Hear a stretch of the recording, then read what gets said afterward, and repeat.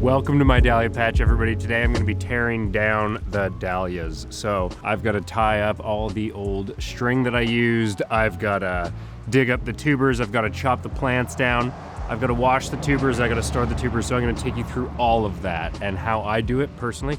A lot of people do it different ways, but I'm going to show you how I do it my way. Let's go.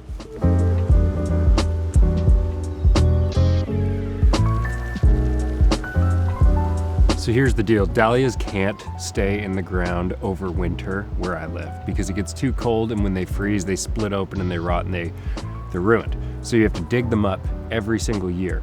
But the good part is when you dig them up, they multiply like crazy. So you plant one tuber, you might get 5, 10, if you're lucky, 20. It's kind of the fun part, but it's a lot of work.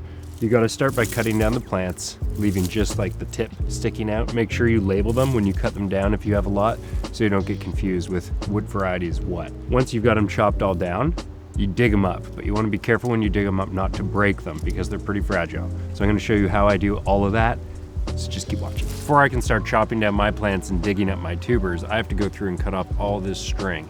And I'm gonna save it, so I'm gonna tie it all together on a spool, and so that I can reuse it again because I'm gonna need a lot again, so I might as well use it.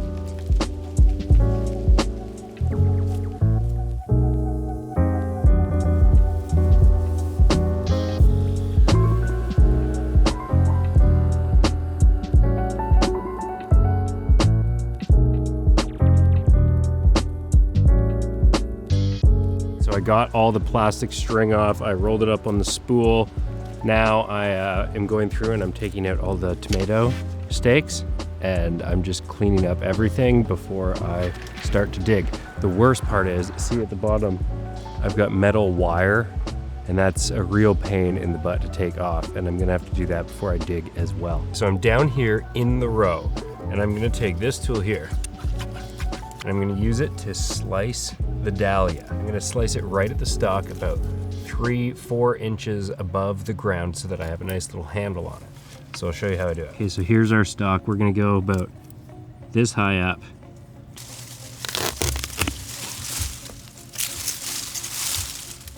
And there you go.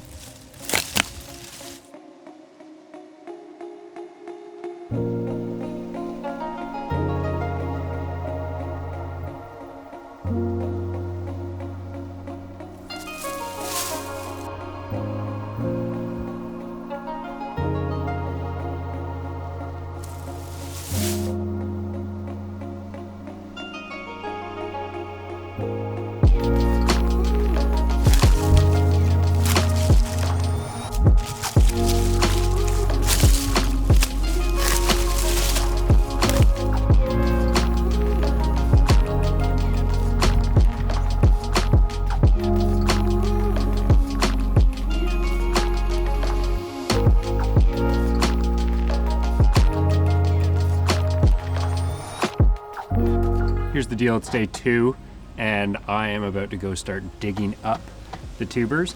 I'm bringing these bins over because I'm going to put them in the bins as I dig them up. I'm going to label them, and I'm going to throw them in the back of the car, drive them from the front yard to the garage, and then taking them just around here where I'm going to wash them all off in a spot where the mud can just go and not make a mess. Because last time I did it right here in the driveway, and my driveway was covered in mud, and it took forever to dry, and it was just a huge issue. So hopefully this works out.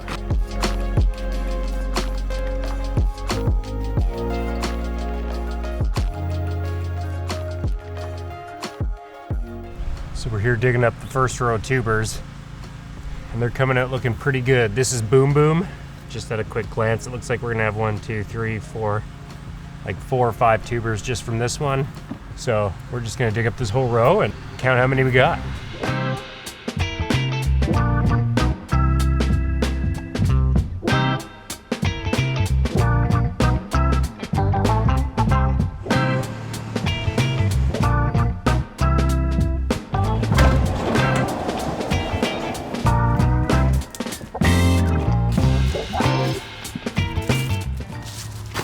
So here is going to be my official washing station. I've got these grills in here, this shelving unit, and I'm gonna be able to put my tubers right on here, Water's gonna go right through into the garden area, a little bit on this wood, but that's okay. And then I'm gonna put them into the garage where I can keep them and keep the temperature kind of where I want it so they don't get too dry or stay too wet, and I can begin dividing them and packing them away.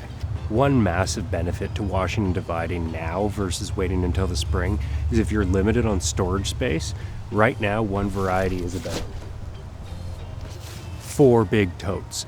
And once I wash and divide it, I'm gonna be able to pack it all into about 1 tote. So it saves you a lot of room and you can put it in a lot smaller of an area. Shout out to my father-in-law for this super cool jacket to keep me dry. I'm gonna get to spraying now, so let's do that.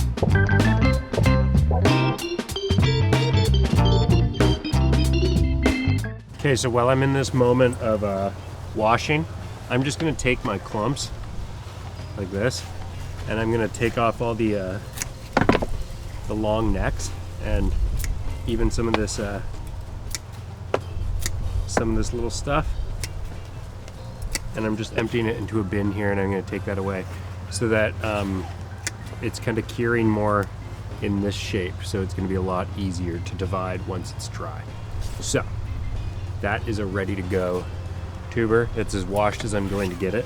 So you'll see it's still pretty dirty. It's clean enough.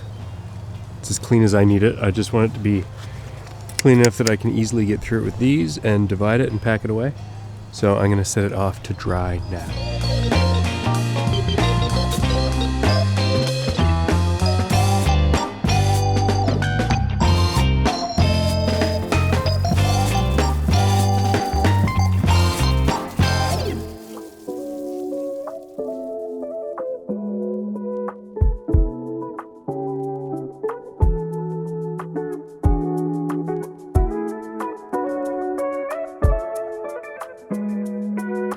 If you're still here and you're still following my method, this is more or less what your row is going to look like. When you dig it up, you wash it off, and you trim it down. So this is a trimmed down, washed up tuber. It's not perfectly washed, it's still a little dirty.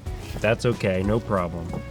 And I'm gonna leave them sitting on this table to air dry in the shade for the next couple of hours.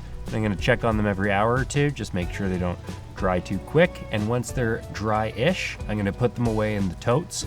I'm gonna set the totes aside, labeled, and I'm gonna wait to divide them when it's dark out and I can't be digging up more tubers. But as long as it's light, I wanna be digging tubers, so I'm gonna keep going. Let's go. It's been a couple hours of these guys sitting out and they are starting to look dry. So once your tubers have been sitting out for a few hours, you'll see they start to develop a little bit of a skin here. And that's when you want to put them away. They're still firm. There's absolutely no squish to them.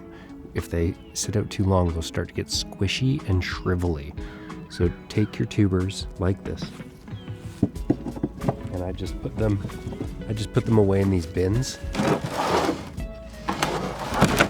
And once this bin is filled up, I'm just gonna set it in the garage where it's not gonna freeze. It's not gonna get sunshine either. And in a couple of days when I'm done digging the rest of the yard, I'll come back to these and I'll split them and store them. Check it out. So this was 65 tubers this year when I planted it, and now it's a few hundred. So you can immediately see the benefits of washing and trimming them down and storing them that way versus just digging them up, putting them in totes and packing them away. I had 4 totes and now I have 1 small container, and it's going to be even less once I divide them all and pack them into the peat moss.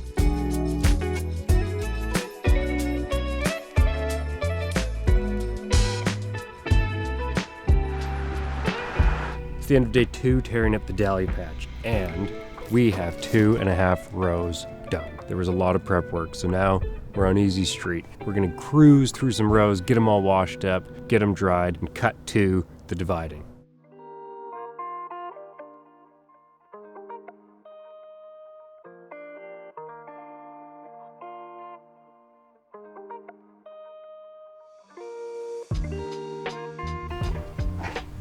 Okay guys, welcome to the garage. It's been about 2 weeks since my last update to this video.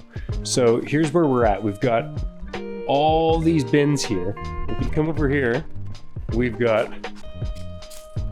all these bins and all these bins, and all of them are filled with tubers right now. They've been sitting for about 2 weeks, some of them a week and a half. They've all been out of the ground. They've been here in these totes, and I've been monitoring them to make sure they don't get squishy. As long as they don't get squishy, we're good. One super important thing you're gonna want to be mindful of when you're dividing, you're gonna want to put your snips in a bleach solution between every single tuber variety that you're working with. So between every tuber variety that I'm cutting, I dip in bleach and I leave it in a 10 to 90% bleach to water solution, and I leave it in there for about 45 seconds to a minute, and then I'll just rinse it off with water and I go back to snipping like normal. You can get a couple in rotation, but I like these particular snips, so I keep one pair of snips going. So I'm just constantly dipping it, leaving it, preparing some other stuff, and then grabbing it, washing it off, and getting back to using it. You really want to keep good sanitation just in case you get any viruses or anything spreading. You want to mitigate that as much as you can. And once a variety has been washed and dried off, I take it and I'm putting it loosely cut. I'll say loosely cut because I haven't done my final count and I haven't cut every single one, but I've cut it small enough that I can package it up nicely. And I'm setting it aside over here where it's going to wait for me, along with all these other ones that have all been washed and prepared but haven't been divided and officially counted yet. So these ones are waiting. These ones have all been washed and they've all been prepared. Meanwhile, I have all these ones here and all these ones here that have yet to be washed, plus the ones out here that I'm drying. So that's where I'm at right now, but I'm gonna fast forward through the next week or so of me washing and preparing these varieties to be divided. And I'm gonna come back when I start to divide. I'm gonna show you how I do that. I'm gonna show you some tips and some tricks. We're gonna get through that together, and once that's done, everything will be ready for storage, and you'll know exactly how I tear down my dahlia patch and put it away in storage for the winter.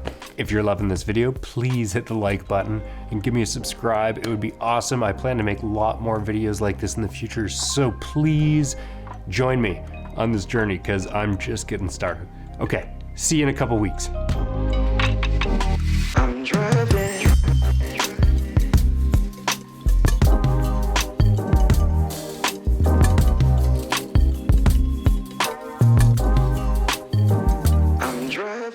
Okay, so I'm like 3 weeks past when I was digging them all up out of the ground. Now I'm here in my garage and I have 23 varieties that are divided, counted, packed up, and ready for storage. So I've got 1, 2, 3, 4, 5, 6, 7, 8, 9, 10, 11, 12 more varieties to go. And 3 of them I still have to wash. The other 9 are ready, and I just have to split them, count them, and pack them away. So I'm gonna walk you guys through a few of those steps so you know what to do when it's your time to do this. Once your tuber clump has been dug up, washed, and set aside to dry, it's time to divide it. The reason that I divide it is so that I can count up my tubers before I store them, so I know exactly how many I'm working with and how many I have to sell versus how many I have to plant. If I didn't wash it, divide it, and count it, then I would have no idea what I'm getting myself into every season, and I would still have to do a lot of that work in the spring. So to do it now versus doing it in the spring, I find it's easier to do it now because then it's done and you can start fresh in the spring. Plus, the clumps get really hard with soil attached to them and everything, and there's worms and all that stuff, so you're introducing all of that into the storage, where when you wash them, you have a really clean clump that you're working with, and it just makes the dividing a lot easier. So let's get started. This is a clump here, and I am just gonna split it into as many tubers as I can. This is Penn Hill watermelon, and it's really firm, it's nice, it's dry, and I've already cleared off most of the stuff like this. And so we're gonna take some freshly clean snips and we are gonna start going to town on this. So I'm gonna bring you a little closer to have a better look. So here is your tuber clump.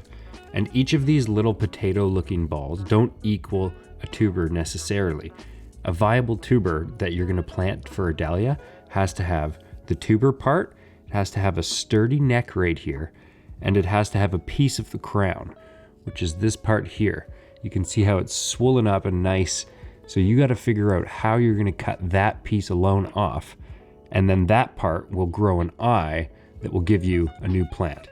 This here will be your energy storage that powers that new plant and that new growth in the spring to give you the whole new plant, and this one little tuber will create a whole new clump for you.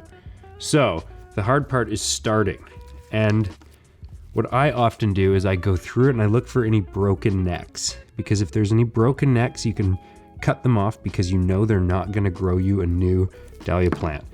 And this one actually has no broken necks. It's a really strong tuber. So I am just going to start going to town on it.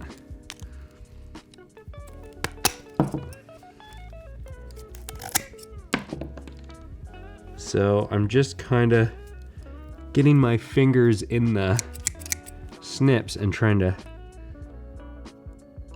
let it kind of guide me and find a good spot. So I'm just going to start, by cutting into it. And sometimes you have to make some sacrifices, and one or two won't make it. Okay, so here we go. I'm splitting it open. Now I have 2 clumps and it's going to be a lot easier, but I might have lost a couple in the process. This one actually looks like it could work, but not for sure, because it has the tuber here, it has the neck here, and it has the bit of the crown that could give you the eye. So I'm going to set that one aside for next year because I think that one might actually work. So now we have these 2 pieces and we can really start getting into it here. That's garbage. So I'm going to take my snips and do another cut right down the middle. This one's not looking too good. You'll see it has the neck a little bit and it has the tuber and it's really big, but it doesn't really have that piece of crown because I just broke it. So I'm going to set that one aside as not viable, unfortunately. And now we're back here. It's a lot smaller, it's a lot easier to work with. You can see I want that for sure right there. So I'm just going to take my snips, put them right where I want them, cut, go to the other side, cut, and just kind of wiggle it off. There we go. That is going to be a great tuber for next year. Carrying on, this one's neck is broken, you can see. So that is going on the floor. It's garbage. I'm gonna go in here, cut it there, cut it there. Boom, that's good. This one's just gonna fall off. That's good. You can see tuber, neck, crown. That has all the components you want. This one, yep, there's your eye right there. That's where it's gonna form. So that's gonna work too. I'm just gonna go right here, right in between. See this one I want on its own. The other one can have all 3, I don't really care. Perfect. So now we got these. Look at that. And that was just half the clump. So half of that Penn Hill watermelon gave me 1, 2, 3, 4, 5, 6, 7, 8 tubers. So we're gonna cut the other half now, which is right here. And it looks like it might even give me more than 8.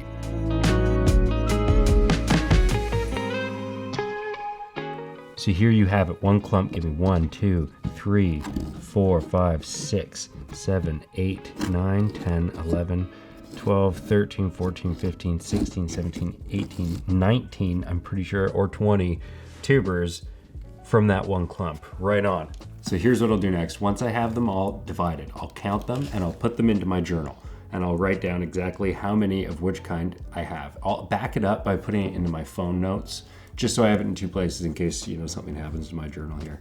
And then I'll take a storage bin like similar to this, and I'll take peat moss, and I'll just make a layer of peat moss on the bottom. I'll throw in a couple labels. This one is actually not labeled, so I gotta write down what it is, but I'll throw in a couple labels. So this one's Penn Hill watermelon, so I'll just have a couple labels in the peat moss that say Penn Hill watermelon, in case, I lose the labels or the label on the outside gets scratched off, whatever. So then I'm just gonna take them and I'm gonna put them in one by one in a kind of lasagna. And once I have a layer, I'll add more peat moss and then put another layer of tubers, add more peat moss, and just keep doing that until the bin's full. Once the bin's full, I'm gonna put a sticker on the side and I'll put it over here where I have all my finished bins ready to go to storage. Then I move on to the next variety and just rinse and repeat, rinse and repeat. We're gonna do that same thing until everything here is done. And then once we're all done, we're gonna take it over to a potato cellar down the street and store it for the winter where it's gonna be safe from freezing, safe from frost. It's gonna be perfect and ready for us next year. This peat moss is pretty moist, but it's not wet. It's just straight out of the bag. So I'm not adding any other moisture. I'm just putting it in here and I'm gonna take the tubers and just place them in one by one and then just dump more on top.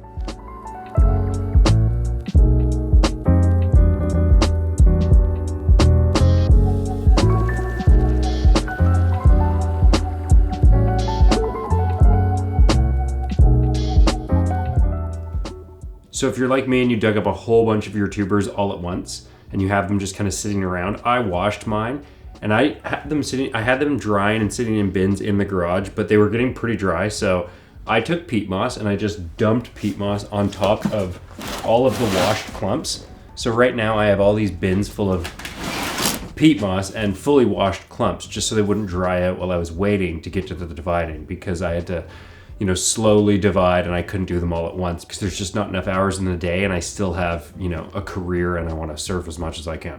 But the annoying thing after you do that is your clumps are all covered in peat moss after, and you don't really want to blow off every single one because it's just a pain in the butt. So what I'm doing is I'm putting them all on a table.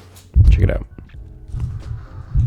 You put them on a table like this, and then you take your air compressor and you just blow them all off. And the peat moss flies right off because they're bone dry already and the peat moss is just kind of stuck to it. So once it's blown off, it just makes it less messy, a little bit easier, and then you can put it back in the peat moss after.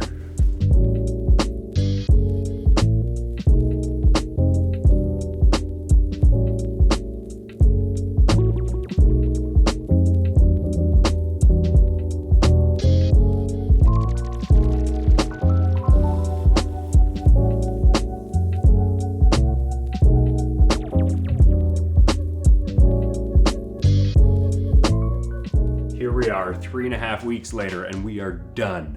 We've dug, we've divided, we've counted, and we have our inventory. Everything is packed away in storage and it's ready to go to the root cellar. I'm gonna be doing that in the next couple of days here, but I'm not going to include it in this video because it's on someone else's property and it's not that fun anyway. Thank you so much for watching this video. I really hope that it helps you dig and divide your dahlias a little bit more successfully. If you liked what you saw, please subscribe, please like. You can hit the bell button to be notified when I put out more videos because I'm gonna be doing a lot more stuff like this. And my tuber sale, it goes live February 1st. So if you want any of the tubers that I grow, you can buy them there. See you later.